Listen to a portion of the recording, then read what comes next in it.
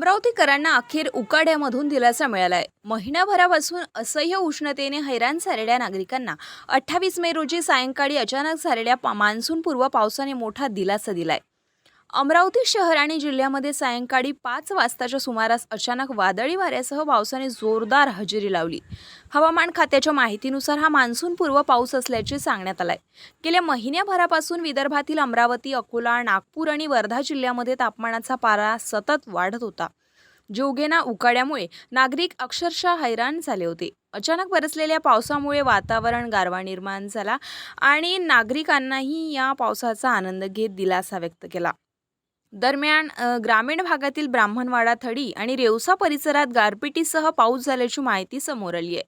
काही ठिकाणी वादळी वाऱ्यामुळे झाडांच्या फांद्या तुटल्याचंही दिसून आलं। उष्णतेच्या तडाख्यातून काहीसा आराम मिळाल्याने नागरिकांनी समाधान व्यक्त केले असून आता सर्वांचं लक्ष मान्सूनच्या आगमनाकडे लागले आहे। मान्सूनपूर्व पावसामुळे अमरावती जिल्ह्यातील वातावरणात गारवा निर्माण झाला असून उकाड्याने त्रस्त नागरिकांना तात्पुरता का होईना दिलासा मिळालाय।